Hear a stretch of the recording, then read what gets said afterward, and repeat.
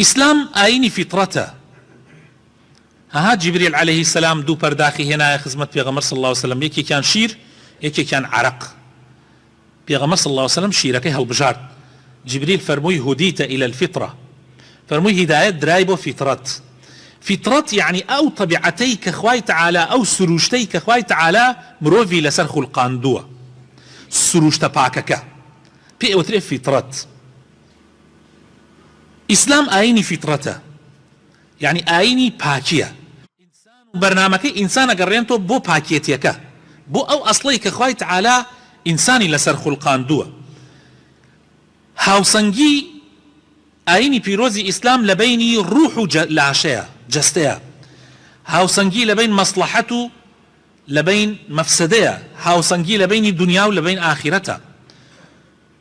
خوای تەعالا ئینسانی وا دروست کردووە ڕوحیشی تایە و لە جەستەش. هەم ئەبێ ڕوح تێر بکەی، هەم ئەبێ جەستەش تێر بکەی. بەڵام سەیری بەرنامەکانی تری دنیا بکە گشتی. هەرچی بەرنامە هەیە جگە لە ئیسلام سێرەکەی لاسەنگە، یان گرنگیەکی زۆر ئەدا بە جەستە ڕوح ئیهمالەکە، یا گرنگیەکی زۆر ئەدا بە ڕوح جەستە ئیهمالەکە. پشتگوێیەخە. لەیرە معنای ئەوەیە کە لای داوە ئەو بەرنامەیە. بەڵام بەرنامەی ئیسلام هاوسەنگە، ڕوح و جەستەی بە یەکۆ بەستووە بە یەک شۆ تێرێکە. مەسلەحەت و مەفسەدە. ئەم ئیسلامە زۆر گرنگی ئەدا بەوەی کەم لە پێناوی بەرژەوەندەکانی ئینسانە بێ.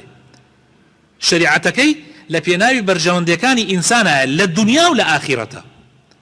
هاوسەنگیەکی جوانی لەو بارەوە پاراستووە.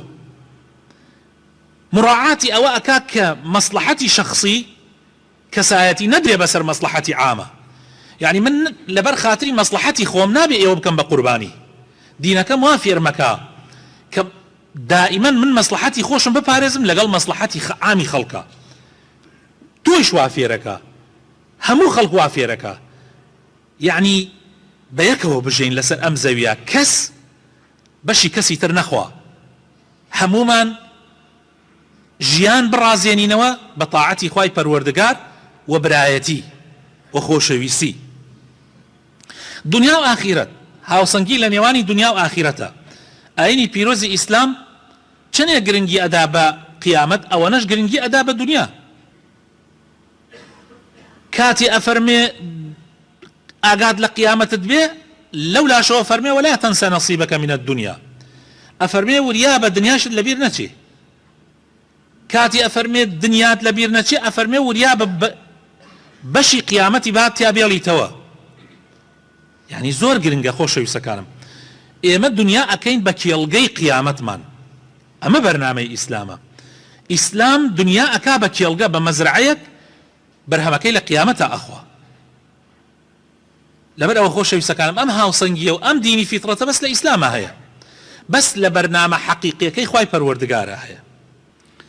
ئەگەر فیتڕەت جەستەیە بوایە، ئیسلام پۆشاکێکە بوو پڕ بە پێسی خۆی ئەدوورا.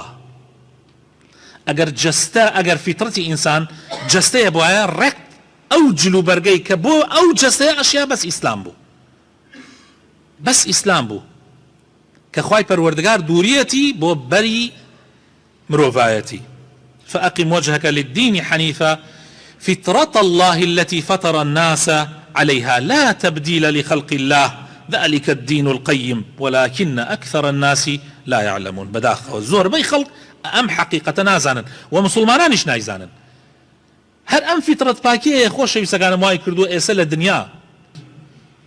أم ديني إسلام إيسا لهمو برنامكاني ترو دينكاني تري سرزوي زور تر بلاو بيتوا لبروي لقل فطرة إنسانا قنجي.